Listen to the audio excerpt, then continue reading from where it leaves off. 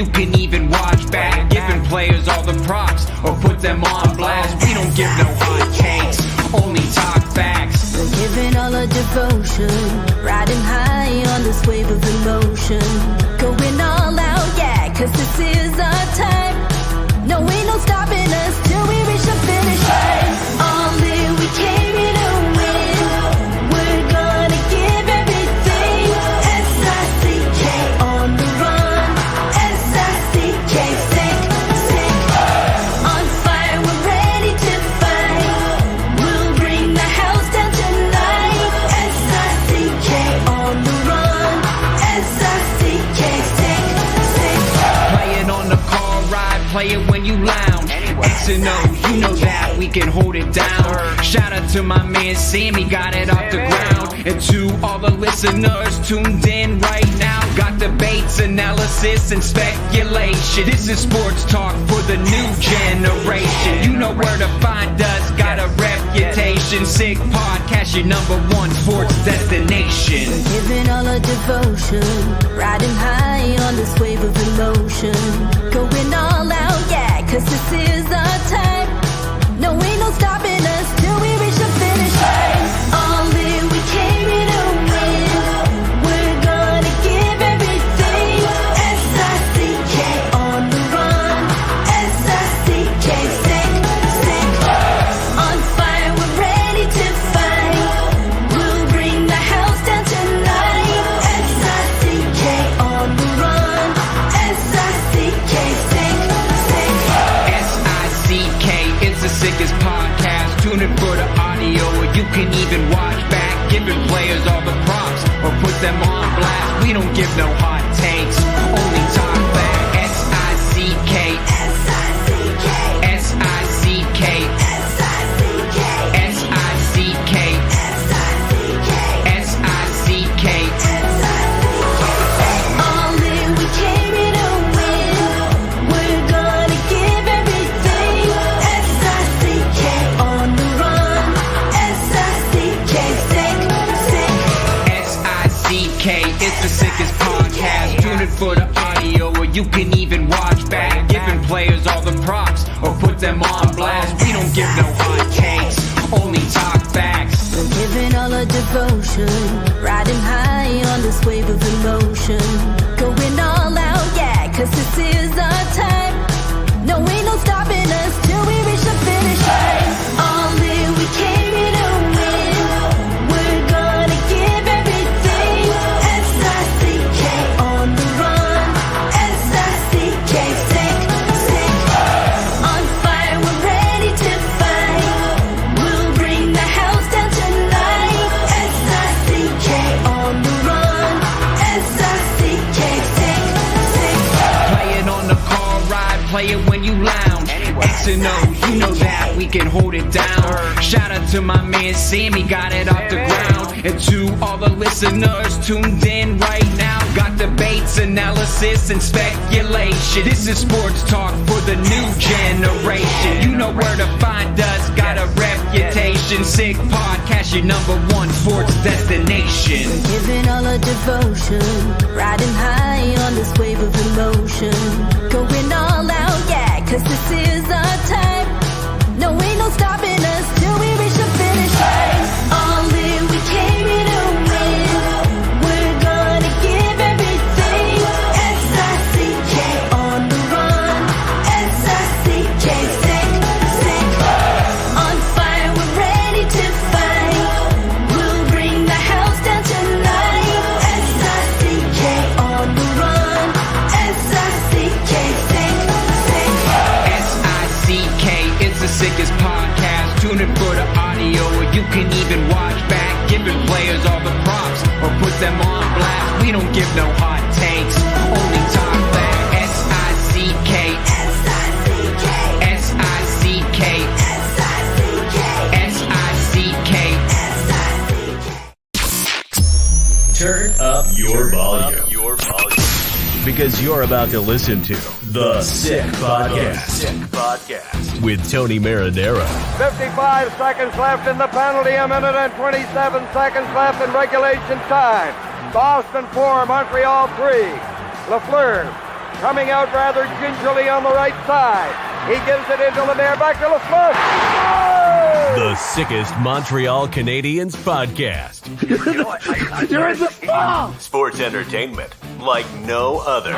Rejoint, on lui fait perdre la rondelle, une passe devant. Et c'est le dégagement et ce sera la victoire des Canadiens. Coupe Stanley pour les Canadiens. Le 23e de l'histoire. You found the dogs! John, you found the dogs!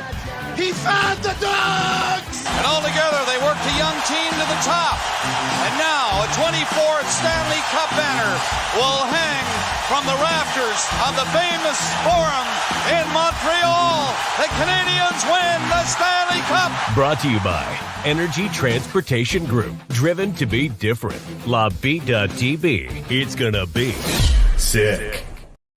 Good Friday evening, everyone. My name is Matt Ohayon, and I am your Friday host for the Sick Podcast. Before we get into things, I forgot last week, so we're going to get them right out of the way right off the bat. All right, here we go. Energy Transportation Group is one of our proud sponsors, and they are a leading full-service logistics provider serving all of North America, driven to be different. We're also brought to you by La Bittt at Tibi, brewed in Quebec and a winner of a dozen international awards. La Bittt at Tibi offers quality microbrewery beers made with premium ingredients for everyone's taste. La Bittt at Tibi, embrace your true nature. And by Playground. Playground has over 600 machines, poker tournaments, and playground casino games, daily promotions, and unmatched customer service. Why go anywhere else? Located just over the Mercier Bridge, only minutes away from downtown Montreal. All right, I got a little bit of a confession to make. There almost wasn't a Friday edition of the Sick Podcast because I didn't have any power. Well, there's a huge power outage. If you're not watching in Montreal, I'm sure if you heard, if you listened to Tony last night, we didn't go on the air on Wednesday.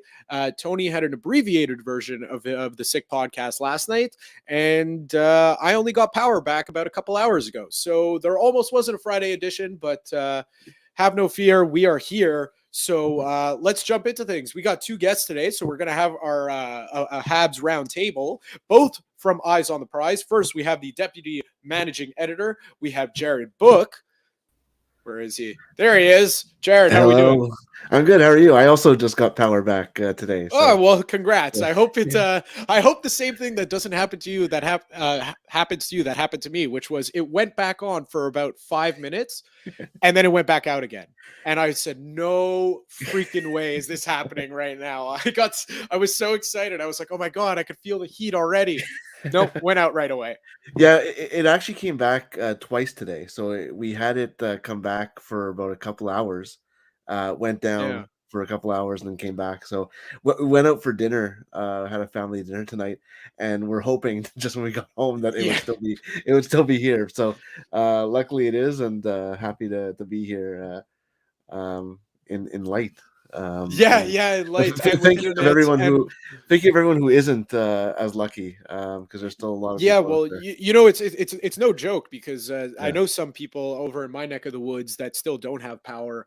And even last night, like I came home from my grandparents' house for dinner, and like I texted Agnello and Sammy, and I go, "This is, pardon my language for everyone. I rarely swear on the Sick Podcast, but I'm gonna do it anyways." I'm like, "This is effing bullshit." Like right across the street from me, they have every light on in the house, and me, nothing. I got nothing. They go knock on his door. I go, not everyone's as friendly as me over here. So I couldn't do it. Anyways, let's not keep him waiting anymore. We're going to bring in your colleague, Matt Drake, another editor at Eyes on the Prize. Matt, how are we doing? I'm doing terrific. I actually stole Jared's spot as deputy managing editor while his power was out. So he's not aware of it. This is the first that he's hearing. Sorry to break the news to you like this, Jared, but you snooze, you lose. My power grid stayed up during the storm, so it is what it is. If I knew Matt was here, I wouldn't have been here. So just okay. All right, perfect. So no, I like the dynamic already. It's going to make for good podcasting. All right, gentlemen. So the Canadiens start off the week, depending on how you look at things. If you're a Canadiens fan, very, very well with a big loss, and then a devastating win last night against the Washington Capitals, which now puts them 6th to last in the NHL, 1 point in front of Arizona. Now, I know, hindsight, they should lose every game and, the way it goes and how everyone sees the tank battle this year, but you kind of need a game like last night, right? Especially near the end of the season. Am I reading this wrong? I don't feel like I am. Let's start with Matt. I really wish they would have lost it just for the tank's sake, to make sure that they can stay in 5th last. I think being in the top 5 is going to be very important in this draft. But I agree with you in that sense. Like, having a decent game towards the end of the year, beating a team as handily as they did against the Capitals too, like the way that they did it was also, I think, important to know that they're capable of dominating a team that's ostensibly better than them on paper. I think that has some value for the team. I think it was going to be tough if they lost out for the rest of the season. And realistically, what does it do? I mean, if Arizona wins one more game from here on out, the Habs have the Leafs, Islanders, Bruins, 3 playoff teams, 3 very difficult games for them to win, unless, of course, the Bruins decide to sit everybody on the last game of the season. All you need is Arizona to win 1, and you're right back in 5th last. So I don't think it damages their chances of being in the bottom 5 that much. And I think, there's maybe an aspect of getting a little bit of confidence going into the end of the year to have a game like that and not just to lose everything all the way out to the end of the season. That would have been a little bit rough for them, I think. Jared, what about you? Yeah, I think that, we have to balance wanting the highest draft lottery position with building things for the future. And in the grand scheme of things, it's 1% between 5th last and 6th last. It's really not that big of a difference in terms of the lottery odds. Yes, you'd like to be as high up as possible because that limits how far you can drop. That's just, the common sense there. But in terms of the actual odds of winning the lottery, I mean, I remember a few years ago, the New Jersey Devils won the last game of the season and lost the first overall pick as a result, or lost the last overall spot as a result. And then the lottery comes and they win it and they get Jack Hughes anyway. So there's a lot of things that can happen. Montreal finishing last and winning the lottery last year is, maybe the most, likely outcome for a team that finishes last, but it's not the best possibility. You have a 25% chance. If you ask people, you do something and you have a 75% of not getting it, people won't like those odds. So I don't know why, people are looking at finishing last as the end all be all. I mean, obviously it worked out for the Canadians last year, but it could just as easily not work out for whichever team finishes last. There's quite a battle going on there, 3-way battle there. But yeah, I mean, it doesn't really matter. I mean, you wouldn't like them to go as low as 7th last. I think Philadelphia is pretty out of reach anyway. But I mean, they got shut out 2 straight games. You want to have something to feel good about. It doesn't hurt to have Eel Armia's trade value go up a little bit right before the off season either. So I mean, yeah, I understand the philosophy of wanting to lose every game, but in the grand scheme of things, I mean, you want the team to feel good about themselves too, heading into the offseason. So a couple things there. Just as you were talking, I had the tab open, so I made sure to have it open for this specific reason. I just ran a tankathon. I just did it. I run like one every day, and oh boy.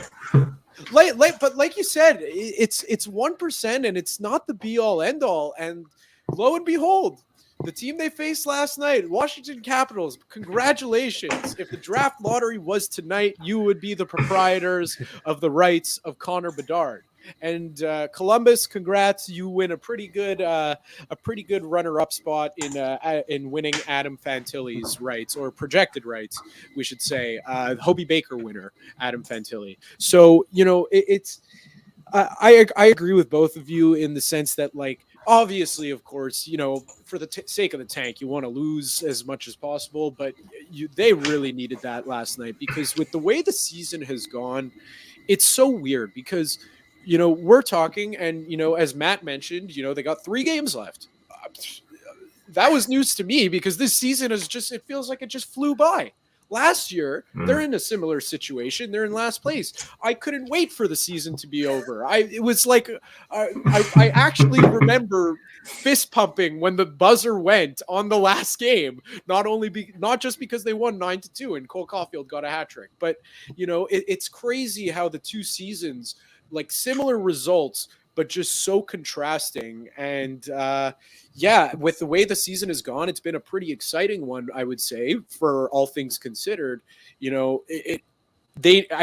I feel like they needed that one, especially for players like you guys mentioned, Yoel Armia, who I had actually jotted down something about him. It was his second career hat trick, so he was mentioned. So let's talk about it. Jared, you talked about him boosting his trade value, but do you guys think that, because we're going to get into a couple players in this discussion, but let's start with him. Is he on this roster to start next season? I think no. If Kent Hughes if Kent Hughes is here and he had like truth serum injected into him, and he was speaking to us, I would say that his goal would be no. But I think that he's a guy that has value to a team that's contending, and it might not be Arturi Lehkonen value. I don't think that he's in that ballpark, but he's a guy who plays well in the playoffs. You look at the 2020 bubble, you look at the 2021's final run. He was a big part of that, and he's had a lot of different things going on, health related things. So for me, I think that there's a player in there. You're never going to question his effort. You're never going to question even the talent to a certain degree. It's just a lot of bad luck for him. And yeah, I if I had to bet today, I would say no. It wouldn't surprise me. It wouldn't be the worst thing. But I think that there's a very good chance that most of the veterans on this team with term, or at least some of them, will not be back next year. The offseason is a good time to do that. The Canadians have a lot of prospects and picks they can package to try and get guys off the books. I just think that, odds are there's a lot of guys you have to make room for. We're talking about the if you look at the lineup in yesterday's game, you don't have Cole Caulfield, you don't have Uri Slafkovsky, you don't have Kirby Doc. So who do you take out? Some of those guys are obvious, some of them less obvious. And I think that you need to make room for potentially guys like Emil Heineman, who's going to have a good look at camp, if not beforehand, considering how he's doing in Laval. So I think that, my guess would be no. But it would, the contract's a tough one to move as well. So I could go either way, but I would say probably not. Yeah, I'm going to say that he's going to be there next year, and it's going to be because they're not going to be able to find a trade partner. He's got 2 years left at 3.4. If next year was the last year and he was done after that, I think they'd have a shot at trading him in the offseason, because like Jared said, there's definitely some value there. I think in the final year of his contract, he'll have some bidders. Again, not necessarily in that Arturi Lehkonen range in terms of a return, but with 2 years left at 3.4, they're not going to buy him out, because the cap implications of doing that are going to go beyond, and that's not going to be something that they're going to be able to stomach within the context of their timeline for this rebuild. And I don't see any other team being willing to take on that 3.4 based primarily on, number one, the fact that he's been hurt recently. So are you going to get a full season out of him even? And number two, his production during the regular season just does not say this player is worth $3.4 million AAV against your cap. So I think, perfect world, he would not be a member of the Montreal Canadiens starting next season. Perfect world, that hat trick, it lights a fire in somebody to call Kent Hughes, and they call him up and offer him something that they shouldn't. I don't care what it is. I'd take a third rounder, fourth rounder, fifth rounder at this point to get him off the books and clear a little bit of space for them to work with. Nothing against him, but they need the space.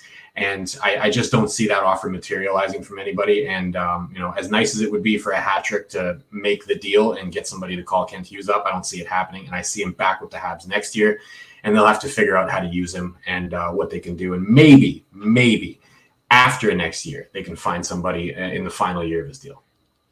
I could see him kind of like opening day. I'm going to side with Matt, not just because we have the same first name, but I'm going to side with you because, for all the reasons you mentioned. But the part that I could see happening is, you know how Joel Edmondson was on the top of everyone's top 5 trade bait board this year, but he had a year and a half left.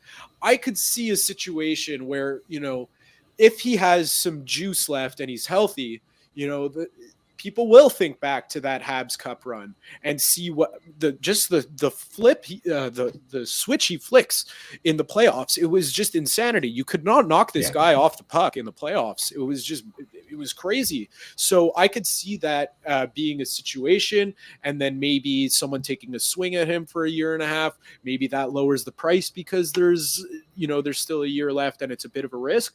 But I'm with you, Matt, that I think he'll be there opening day, but at the same time, I think it's well within the realm of possibility that he's dealt at the deadline. So he has term left. Let's talk about some names that don't have term left after this year. That is, we'll start with the most, in my opinion, interesting one because he was acquired this year. And I mean, he was in the news last night. It ended up being to some news, to some not news. Anyways, he sat out the pregame skate for family reasons. He stated, Denis Gurianov. Some days I really like this guy. Some days I don't. So I mean, when he's got that pep, he's one of those guys. Again, when he's got that pep in his step, my God, this guy could fly down the ice and like rifle the puck like you wouldn't. You're shocked because, why did he go for so little? But do you guys see a world where he's back on the roster in 2023-24? Let's start with Matt. I do. I think it's entirely possible that they bring him back. I think his qualifying offer is maybe a shade higher than they'd like it to be. I think the team would probably want to pursue something more in like the 2-year range and try to keep the AAV down. They want to basically give him a show me deal, right? It's like you said, he can fly down the ice, shoot the puck. He's got that Josh Anderson gene in him where when he's on, it's wow, what a game out of that guy. And when he's not on, you're like, we could have maybe been better off without him on the ice in that particular game. It's just skate real fast, shoot real hard, not super great on defense, but a big body that can really move out there and shoot the puck. I think there's definitely use to that type of player. We heard how much interest there was in Josh Anderson around the league. That mold of player is something that you can insert that in almost any lineup and you can find a use for him. That being said, again, I think his qualifying offer is a little bit higher than they would like it to be. I'm not too sure they're going to want to qualify him. Maybe they do, and then they look to get something a little bit long, like instead of a 1-year, a 2-year deal that's a little bit easier for them to stomach. I don't know, but I definitely see a universe where they bring him back. I just think the price has to be right because I think players like that sometimes get overvalued in terms of what they bring because you see them have those great games, and those great games tend to stand out more than the ones where they're almost invisible. So I think they got to be careful with that one, but I would definitely consider bringing him back if the price is right. Yeah, I think at this point, I think it's more likely than not that he'll be back next year. Because the downside is very, very low. Like, what's the worst thing? Like, so you're overpaying Denis Gurianov for 1 year or 2 years. There could be a lot worse scenarios, a lot worse ways to spend that cap hit. I'm gonna agree with Matt though in terms of the, maybe signing him, not qualifying him and bringing him back. I mean, the Canadians have a perfect example in that last year with Rem Pitlick, where they didn't qualify him and everyone's like, oh, why didn't they qualify him? And then, a week or so or 2 weeks later, they signed to a 2-year deal at a lower cap hit. So I think that there's a lot of moving parts. I think that there might be other people they want to bring back. If you're throwing, say, $3 million out there, I think they'd much rather have a guy like Sean Monahan and kind of, gamble on that one than Gurianov. But I mean, I think a rebuilding team like the Montreal Canadiens, that Gurianov is a perfect fit for them. And, the fact that they got him for Evgeny Dadonov, who definitely did not have a future in Montreal, is a stroke of genius just to get him for the end of the season. And anything else is gravy. So yeah, I don't think they'll be too worried if they don't bring him back or if he hits the market and somebody else is willing to pay him. But I do think it's more likely than not that he'll be back. He's a player like you said, Matt. He's got that Josh Anderson gene in him, and like you said, Jared, that's a guy that's like a stroke of genius grabbing him just for even the end of the season. I feel like this is one where I mean, not that I don't know if they do this with every player that they're acquiring these days, but this is one where I feel like Kent Hughes and Jeff Gordon could sit down with Martin St. Louis and they could ask him straight up, is there something there? Can you work with this guy? Can you pull more out of him? Because he's been able to pull something extra out of everyone.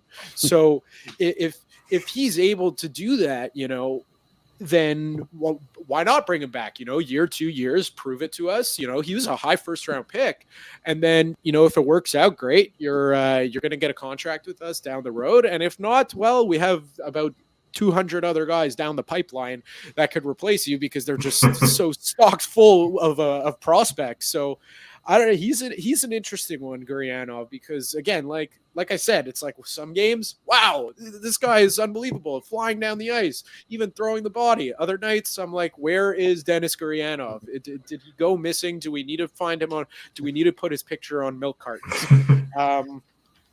So the more interesting ones to me, I mean, we could talk about him, but before we move on to the other RFAs, let's talk Jonathan Drouin. I mean, I feel like this guy got so much flack this year. In a weird way, more flack than I thought, than he's ever gotten. In a weird way, I don't know. It's maybe because I was expecting him to not really get any, because we know who he is by now. But he quietly had himself a pretty darn good season, but all things considered, with the way the roster was, and when he was on a crazy point streak at one point. When he was on the ice, he was playing good hockey. That to me is what counts. And I feel like that didn't get recognized a lot. Some people in the media pointed it out. I know you guys pointed it out on your Twitter feeds, and good on you guys. So, I mean, does he get a PTO? I mean, where does he fit now? With any team, really? Is he a PTO type player? Is he going to be brought back on a 2-year deal? Where do you guys see Jonathan Drouin? Not in Montreal. Okay. I think, and there's nothing against Jonathan Drouin, but if his name was anything other than Jonathan Drouin, I think that there's a real argument to bring him back. I think there's a better argument if you take names out of it and you just look at the player and their history. I think there's a better argument to bring back Jonathan Drouin than Sean Monahan, in terms of risk, in terms of age, in terms of a lot of things.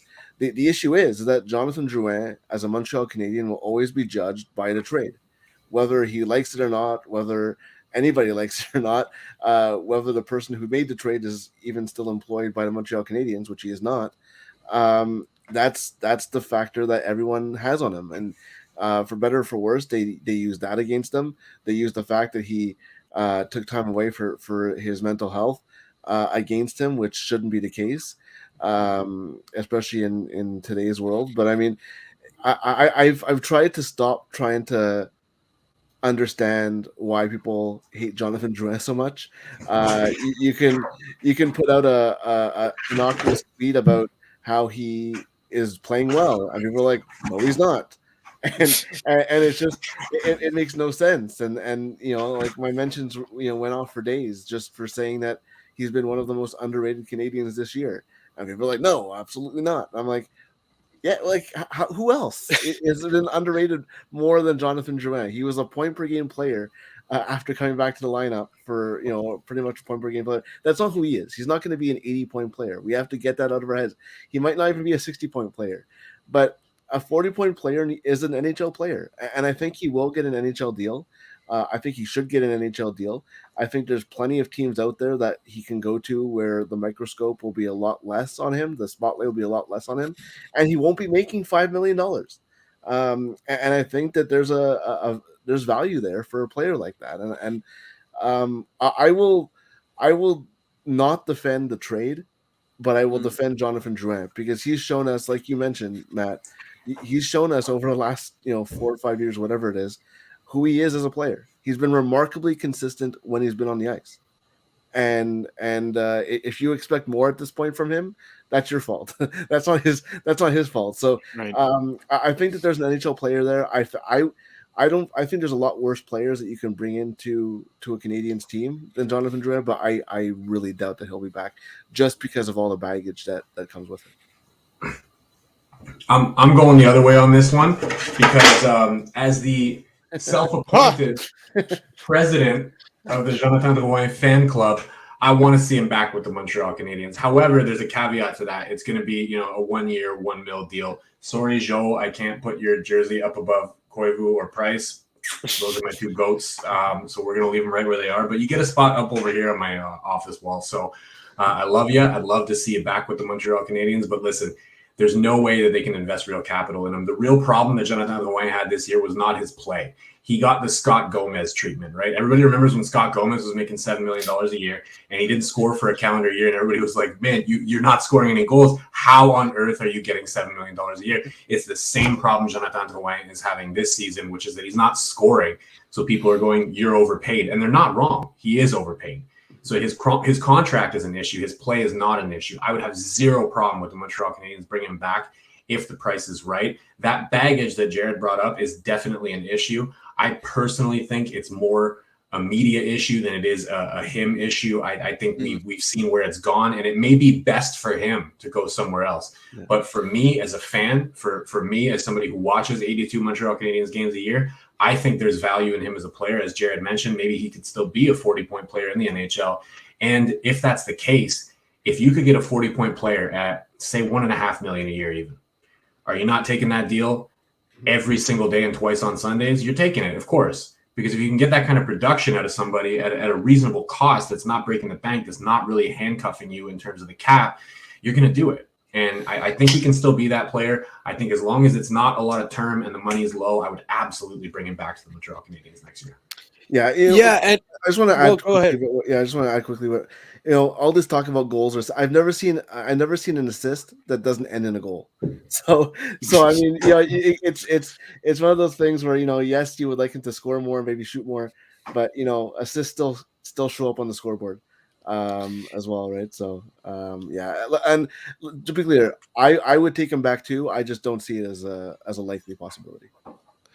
And I this is again one like if you, I hate sitting on the fence on things because it's, first of all, it's not very comfortable, and second of all, I was always told to take a stance.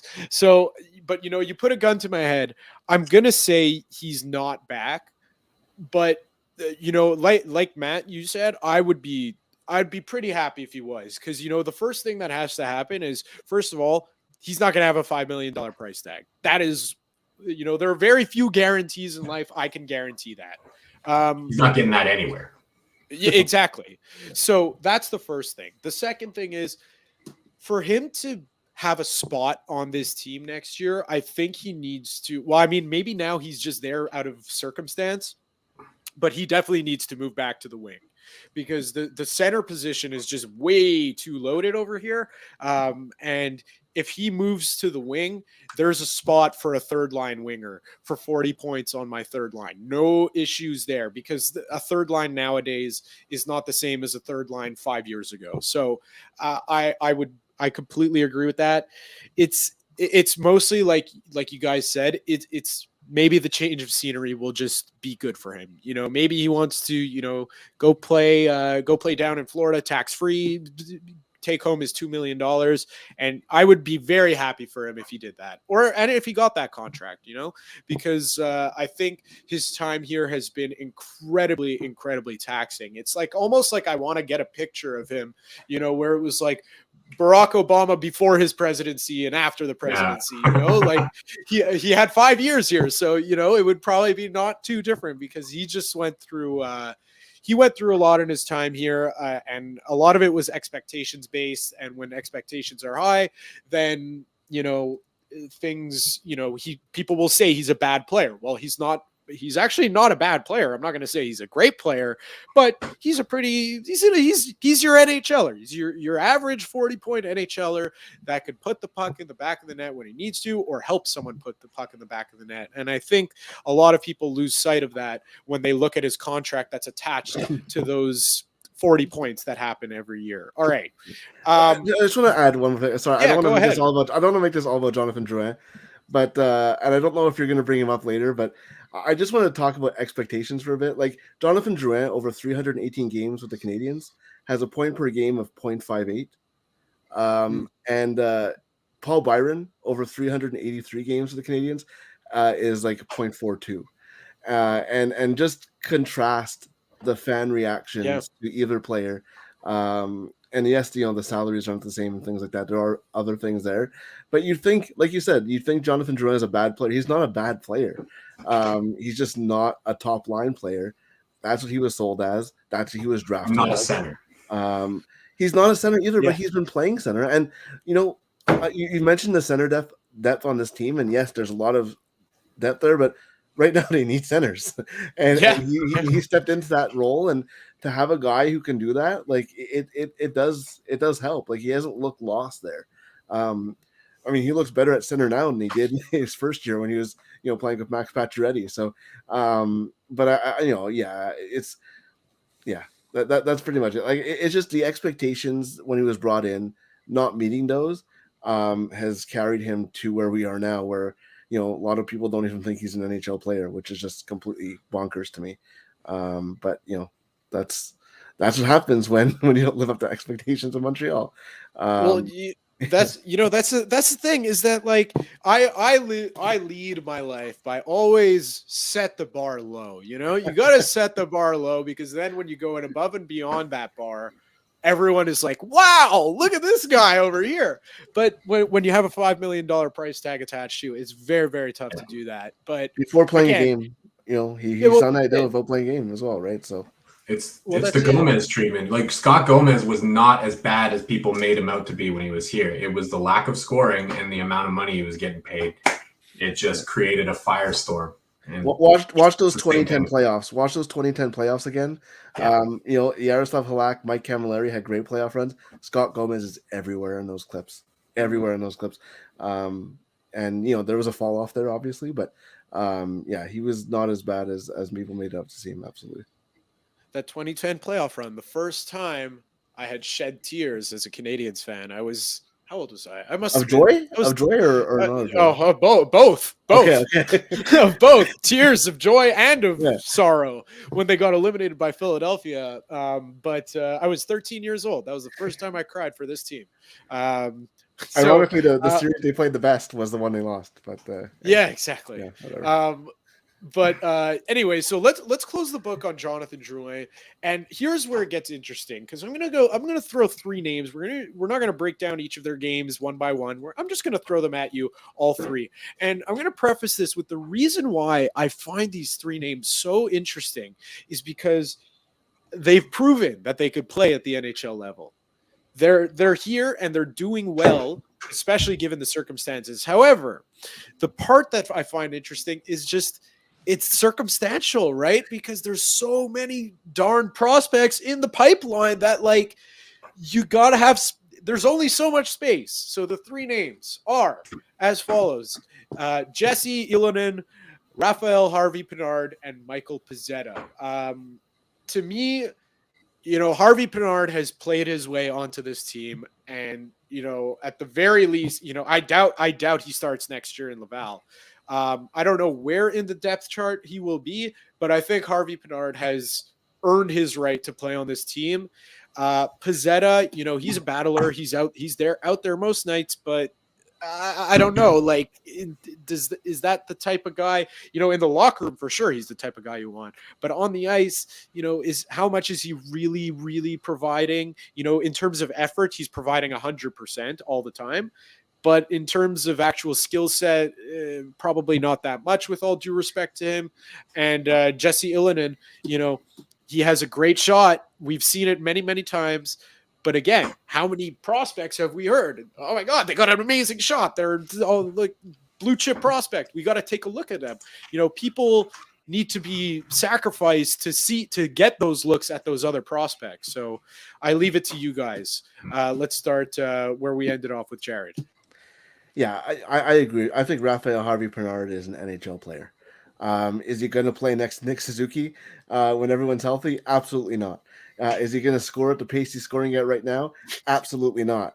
But is he an NHL player? Absolutely. I think that he is the kind of guy that every good team, every good organization has a guy like him, where he's he might be homegrown or he's a reclamation project that you picked up or whatever.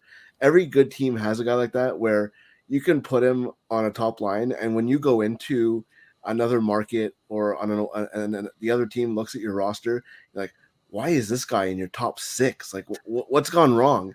And then, Tampa Bay is full of those guys, right? Tampa Bay is full of those guys where you see guys next to Braden Point, you're like, really? He's a top 6 player on a team that's supposed to be a contender.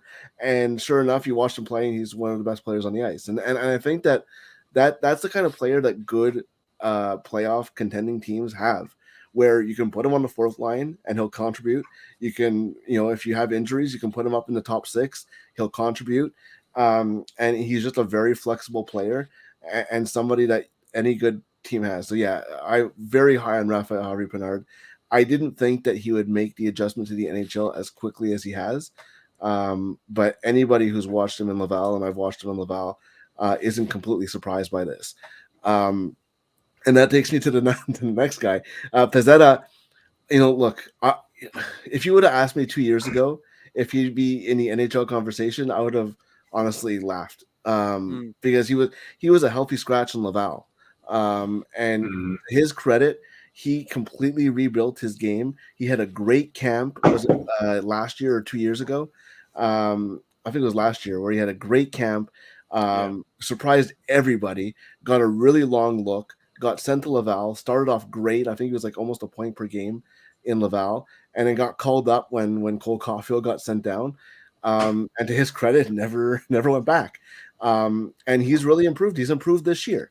His offensive game, and I think playing under Martin St. Louis has helped him.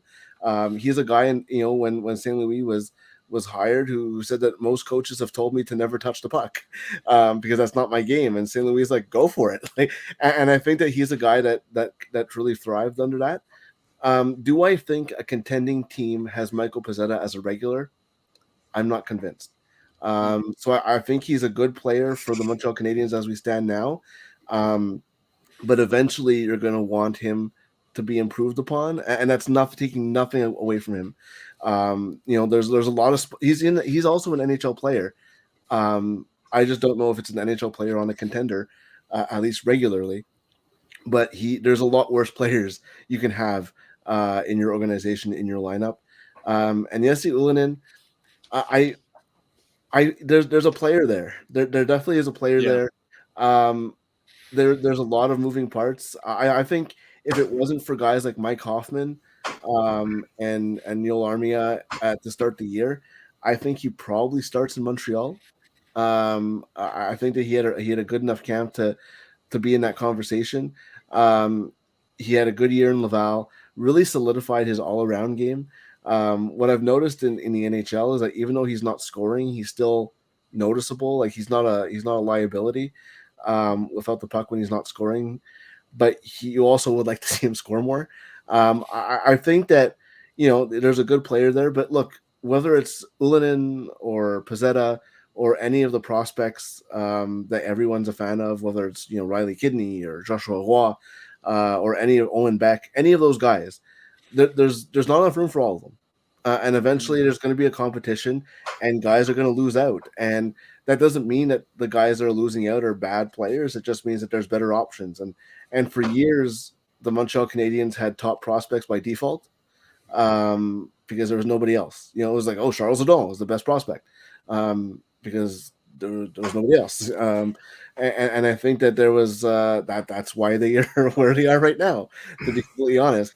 And I think that something that I started saying a couple years ago is that before, when you looked at prospects, whether it was like guys like Ryan Poehling, Joni Ikonen, Josh Brook, the Canadiens needed those specific guys to succeed. And what we're seeing now is that it doesn't matter if it's Jesse Ylönen or if it's Raphael Harvey-Pinard or Owen Beck or Emil Heineman or Riley Kidney or Xavier Simoneau, or the names don't matter, because one of those guys is going to come out and become an NHL player.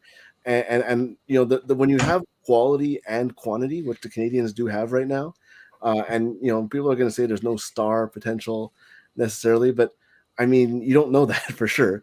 But eventually, there's going to be guys that are going to be NHL players from that group, and it's not relying on one guy. Like there was a couple of years ago, Jesse Ylönen. If you told me that you know Jesse Ylönen would be on the bubble, but well, who's going to come up? And now there's like a list of like 25 guys that you can name exactly that can come up. So I think that that's a big thing, is that it doesn't mean that, you know, there's going to be players who don't work out, and it doesn't mean it's a failure on the player or the failure, because it just means that somebody else is coming in. Like same thing with Pizzetta. If somebody replaces him and he goes on waivers, that's not a failure. It just means that the team is improving, and that's what you want to see as a Canadiens fan or as a Canadiens organization. And it's unfortunate because it means that you're going to lose guys that you've become close to and like. But I mean, that's the reality. And when you set your standards higher, that means some guys will go. And but you know what? All three of those guys, I wouldn't be surprised to have NHL careers, long NHL careers in some cases. You know, that's a testament to them. I mean, you know, the fact that they're where they are right now is development, and you know, it's not a word that we've seen very often with the Canadians, but that's why they're in the conversation. And but yeah, I if you had to rank them, I'd put Harvey Pinard and then Ylönen and Pizzetta are much closer than many people would think. But Harvey Pinard is for me the top of that trio. Yeah, I have Raphael Harvey-Pinard for sure making the Montreal Canadiens next year. I think the only way he doesn't is if something wild happens during training camp. Like they've got a number of rookies that are going to come up and push, I think. You already mentioned Joshua Roy, Riley Kidney. I think Philip Machar might push. Owen Beck might push. They've got some forwards that are going to come in and make it interesting, but it would take a Herculean effort on the part of all four of them to make Raphael Harvey-Pinard not an NHL player. I think he's absolutely back, and I think he's going to get an opportunity to play in the, you know, maybe the middle six, bottom six where he belongs, instead of being thrust up to the top line with Nick Suzuki. And we're really going to get to see what he does against lesser competition. Not lesser competition, but more appropriate competition, I should say. As for Michael Pizzetta, no. His qualifying offer is super low, so I could see the team qualifying him because it's under $800K. But I could also see them not qualifying him and just letting him walk. At the end of the day, I don't think that he fits with the rebuild. He's a fun player to watch. You know, he goes out there, he's very physical. He goes 110% every single game. He's willing to get into fights on behalf of his teammates or on behalf of himself or on behalf of a hit that he throws that he shouldn't even have to fight for, like he did in the last game, right? Tom Wilson goes after him, and Tom Wilson's a much bigger guy, and he still gets in there and mixes it up with him.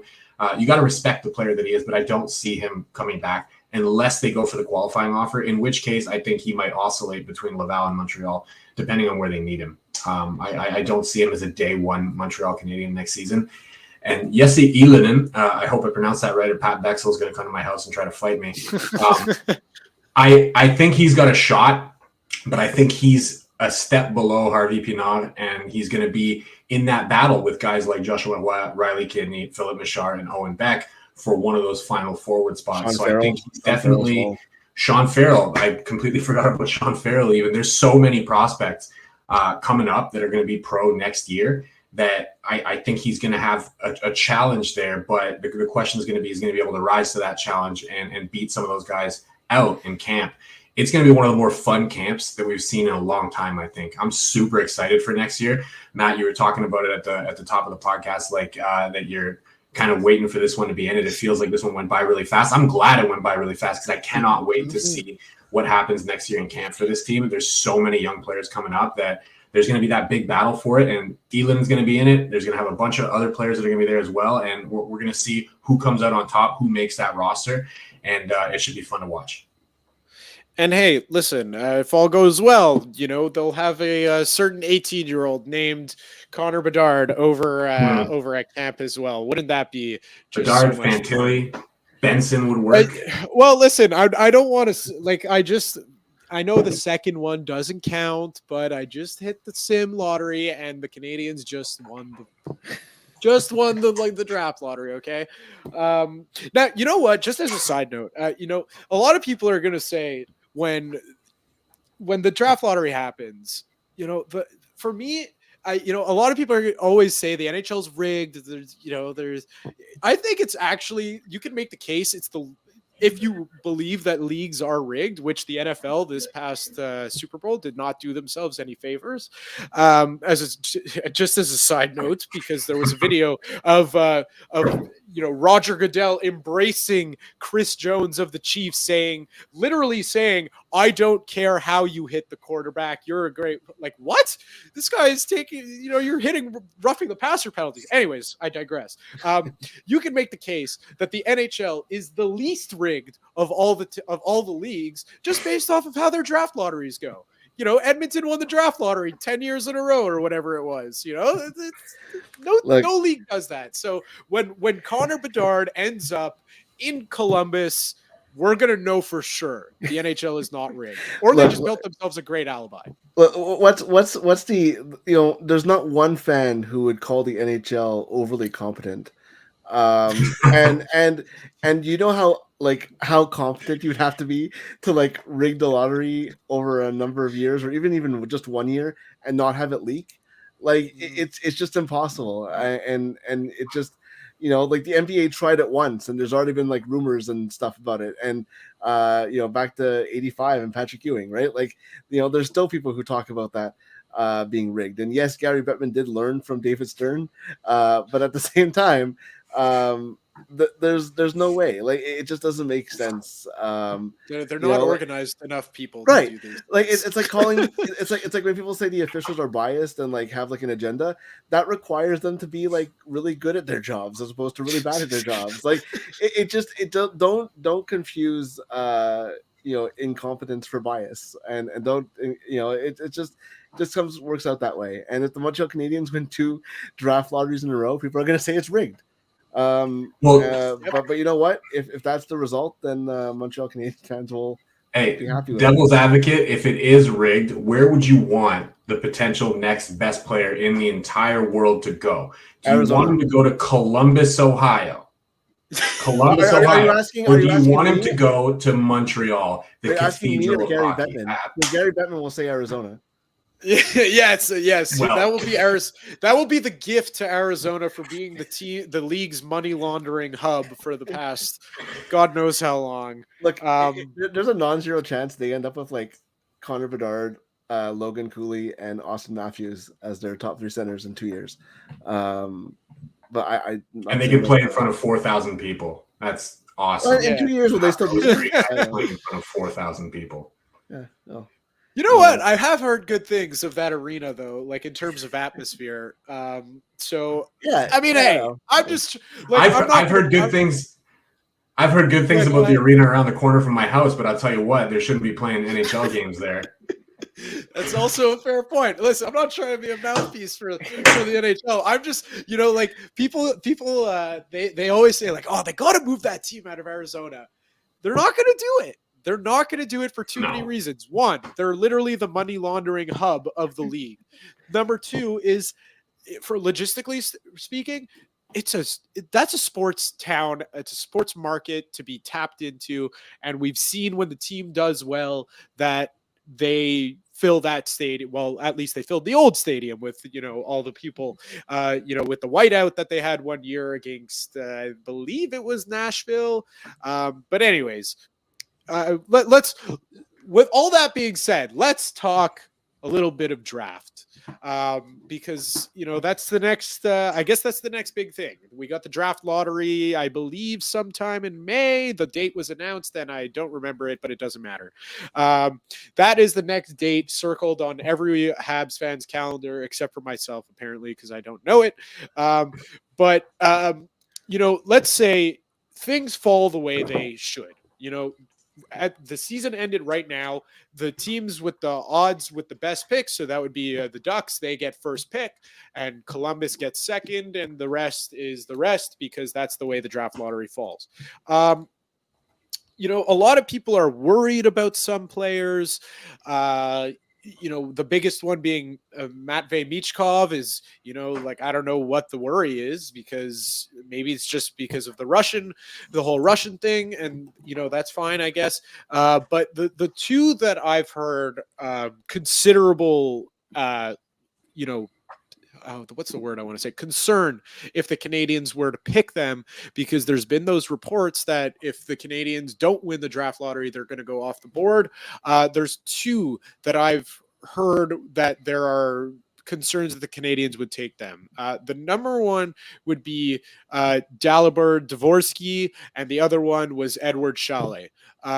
Those are the two players that everyone was like, oh my God, if we get those guys, the world is ending, and this rebuild is going to take another 20 years. I mean, where do you guys stand on players? Let's say the Canadians end up with 5th or 6th. What is your best case scenario, assuming that Matvei Michkov goes before he get the Canadian selection? Well, Dvorsky is projected to go considerably later than 5th or 6th. So if they take Dvorsky at 5th, I will personally start a riot in downtown Montreal. I got 2 targets that I'd like at 5th or 6th. I would definitely go with Matvei Michkov if he drops because of the Russian factor. I think it fits the Habs timeline. They can afford to wait until he's ready to come over. And maybe he decides to defect and come a little bit earlier because of the situation over there. Nobody knows, right? It's a bit of a risk, but I think it's a risk worth taking. He's a potential generational talent, and I would definitely have no problem taking him at 5th or 6th if he's there. The other one's Zach Benson with the Winnipeg Ice. You're not going to have a problem with him coming over. He's already in Canada. He's injured right now. I think he's coming back soon, but he had a heck of a season. He can play center. He can play wing. He's a very gifted playmaker. I'm super excited about the idea that he could join an already robust Habs prospect pool. One of those two at 5th or 6th would be great for me. Of course, you have to consider the possibility of guys like maybe Leo Carlson dropping. I think that seems pretty unlikely at this point, but if he drops, you'd have to consider him for sure. Adam Fantilli, I don't think he's going to drop, but if something crazy happens at the draft and all of a ssudden he's sitting there at 5, yeah, you take him and you laugh all the way to the bank. If they go off the board and they take Chalet, or they take Dvorsky, or who's the other one that they had talked about was Reinbacher. I think Reinbacher is the only one that I might be able to get behind, because there's some legitimate, like Pat Bexel, who also writes for Habs Eyes on the Prize. He's done the research into him, and he said, there's an entire possibility there that he's the next Moritz Seider, which would be a heck of an addition to a Habs prospect pool. So I think I could get behind that a little bit at 5th, or maybe not at 5th, but at 6th. But if they go with either of the other two, I'd say, why didn't you just trade down and get some extra draft capital? If they just go off the board like that and homer pick them, I'm going to be upset. The whole thing with Dvorsky for me is kind of funny, because you guys are probably you remember when, like, whenever there's like a Quebec born player or a guy from the Q, he would always go to Montreal in the mock draft, even though they've never picked a French Canadian since 2009 and Louis Leblanc. I just feel like at this point it's like Slovakian guy around the Canadians pick. Yeah, that's who they're going to go 100%. It's they did twice last year. I just feel like that's like, yes, they might be interested. Yes, they might be looking at him. I just think that, like, connecting the two at this point is just like, yeah, like, of course they're going to do that. Like, why don't you just name the Montreal Slovakians instead of the Canadians? I mean, but I mean, it's possible. But I mean, I'm going to go a little bit and contradict Mac a little bit. We've been tracking the mid-season rankings for a lot of these sources, and Dvorsky is actually 8th by consensus. He does have a lot of rankings that are outside the top 10 or a lot lower than 5 or 6, but so do a lot of guys in that range. The only one that's, there's in the top 6, there's the top 4 that I think everyone can name. Then there's Will Smith and Benson that Matt mentioned. And then there's a big drop off to Andrew Cristal, Dvorsky, Barlow, Saleh is in that group as well, Braden Yeager. There's a lot of guys there. And I think that one thing that we need to realize, and a lot of people are like, oh, the Canadians don't win the draft lottery, it's a failure. No, the good teams and / great teams find good players that are not generational. And the issue, and I think that a lot of Canadians fans are just used to top picks failing. You saw it when Slavkovsky was started to be mentioned last year. A year ago at this time, the talk started really that, they might not take Shane Wright, and people were like, oh, that's a disaster. And in the end, it turns out that Slavkovsky is a good player. There's still a lot of people who think he's already a bust. I don't know why. Introduce them to Kirby Doc and then call Uri Slavkovsky a bust. Right. But like I think it's way too premature to say that. I mean, I'm not saying that he's going to absolutely be better than Shane Wright, but I think that it's a lot closer than maybe a lot of people thought. Prior to the draft, and especially hearing Slavkovsky talk and his attitude, swayed me right away. So I think that there is a little bit of leeway that this management team has. When you look at their top 4 picks, and a lot of people don't like Philip Machar either at this point, but then you look at Beck and Hudson in last year's draft, and Vincent Rohr, and Cedric Guindon has been playing well. Adam Engstrom, Patrick would have killed me if I didn't mention him. There's a lot of players from that draft that have turned out to be really, really good picks. And everyone's focusing on the 2 Slovaks who, disappointed to varying degrees. I wouldn't even call it disappointment personally, but that's what the chatter is there. So, I mean, I think that the Canadians are going to do their due diligence. They're going to look at a lot of players, and I don't think it's going to be like you can't be. They don't even know what they're going to pick yet, right? Like you can't focus on one guy and be like, oh, that's who we're taking, because you can be first, you can be second, you can be seventh. And especially in this draft, the options vary very wildly where you go from. So I think that you're looking at every player.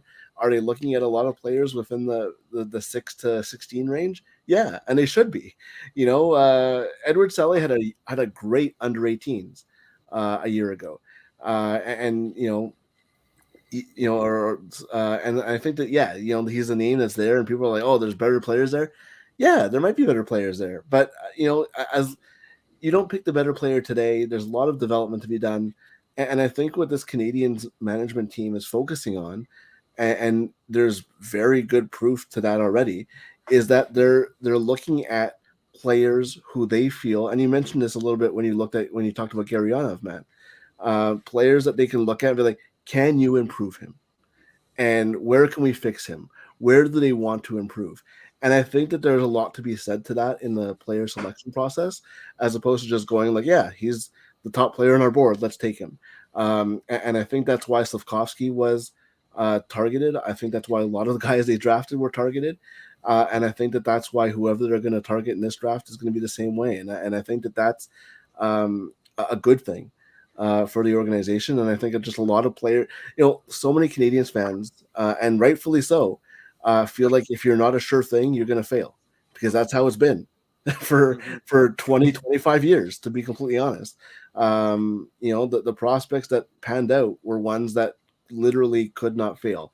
Your Suzuki's, your Caulfields, your Carey Prices, and everybody else has failed. Your Kotkaniemi's, your Galchenyuks, your everyone else in that group. And I think that's Canadians fans and even media to a certain extent know no different. So you see Slavkovsky starting the NHL at 18 and struggle, and you're like, oh, he's a bust. They're doing the same thing again. But the mindset's completely different now. And I think that that's something to keep in mind. And there's a lot of scouting still to be done. The under 18s have not happened yet. And there's a lot of things that can change in that. And I think that that's, you don't want to read too much into one tournament, but there's a lot of development. And, let's face it, a lot of the chatter, and even from media, unless you're an actual scout, you haven't watched these guys either. So I think that there's a lot of unknown. A lot of people at this point last year were laughing at the fact that Slavkovsky would be an option at number 1. I'll be honest, it was one of them. I was like, what are you doing? What are you talking about? There's no way. And so I think that that's something that you have to look at. But I think that, there's a mindset change here, and the Canadians not picking in a top 5 is not a failure. Not picking a player that works out would be a failure. And I think that there's those are two different things, because a player doesn't have to be can't miss. And you know what? There's so much more draft talk to be had. I mean, you guys, as you guys may or may not know, my favorite sport is football. And for the past, I'm going to say since the Bengals, my favorite team, were eliminated from the playoffs, I have been doing Pro Football Focus mock drafts. I have been reading every single goddamn mock draft on the internet by I don't care who. It could be by Joe Schmo on Twitter. I will read his damn mock draft because I want to see who he has the Bengals picking. And that's the beauty of this thing. There's even when the team is losing they're losing in exciting ways for the most part. They're not getting blown out of the water. And if they are, they're still scoring on the other end, which is great. There's just still so much to look forward to. And you know what? This hour flew by, and I can't wait to have both of you guys back for a pre-draft. At some point before the draft happens, we're going to have this roundtable again when more information is available on all these prospects. And then we know where the Canadians are picking. May 8th, by the way. It's May 8th. So on May 8th, we find out where they're picking. And, this is just going to be, there's not much of a discussion to be had if the Canadians win the draft lottery. But, hey, that's a good problem to have. So, guys, I just want to thank you so much for joining me on this Friday night, and I'm going to give you guys each a chance to let the people know where they can follow along on all your work. Yeah, I'll go first, I guess. Habs Eyes on the Prize. We're independent now. It's great. We have our website back, our domain. It's an exciting time, and we are looking forward to doing what we do best, which is look at draft prospects, look at the prospects in the organization, and the off season might start in a couple of weeks, or even next week. I don't even 3 games left, so a week or so left, and after that we get into our draft previews and looking at these prospects and giving the information. 500 times. It's going to be a lot of fun, and that's where I know I have a lot of reading to do, a lot of video to do leading up to it, because unless they pick number 1, because if they pick number 1, it's pretty easy, unlike last year. So but yeah, Eyes on the Prize, habseyesontheprize.com. It's a fun time for us and exciting time for us as well. Same for me. Like I said, I stole Jared's job as deputy managing editor, so now I got a pay raise and everything that Jared still doesn't know about. We got to talk to Justin about that one a little bit more later. But habseyesontheprize.com. I'll definitely be writing a lot of draft profiles. I frankly cannot wait for the Habs season to be done so that I can really dig into the QMJHL playoffs, the OHL playoffs, the WHL playoffs. And get a better look in the big games where it really matters for some of these players. You can also find us on Spotify, Google Play, Apple, wherever you get your podcast. It's just Habs. It's just Eyes on the Prize, a Montreal Canadiens podcast. If you search Eyes on the Prize, you'll find us. I've actually got an interview that I did with Riley Kidney on this past Tuesday, after his game in St. John's. So I've got one of those up there now. I do a recap after every single Habs game as well, and we'll have a ton of draft content coming on that channel as well. So it's audio only. We're not on YouTube. You don't have to look at my face for a full hour like you did this time. But thank you for getting this far. And yes, if you do subscribe to any podcast, please go check us out on Spotify or on Apple, and subscribe to us on there. We'll have a lot of content. Well, guys, again, just thanks for joining me, and enjoy your weekends. Thanks. All right, that was our Friday Habs roundtable. Just it's crazy to think in a week from right now, the Montreal Canadiens season will be done. They will have played their last game on Thursday night against the Boston Bruins, and then Friday we get to break it all down once again on the Sick Podcast. If you haven't already, and this is your first time checking us out, and you enjoyed the show, give us a like on the YouTube page, hit that subscribe button, and if you listen to us on Spotify, hit the follow button on Spotify, Apple Music. We're everywhere, and we are here to stay on the Sick Podcast. Follow us on Twitter as well. Follow me on Twitter. Happy Passover to all those who are celebrating like myself, and happy Easter to those who will be celebrating on Sunday and Monday with your day off of work. That's it for me. Tony's back on Monday. I'll catch you next week. And that's a wrap. Hope you don't miss us too much until next time. Follow the Sick Podcast with Tony Marinaro on YouTube, Instagram, Facebook, Google Play, and Apple Podcasts. The Sick Podcast is brought to you by Energy Transportation Group. Driven to be different. La Vida Tibi. Embrace your true nature.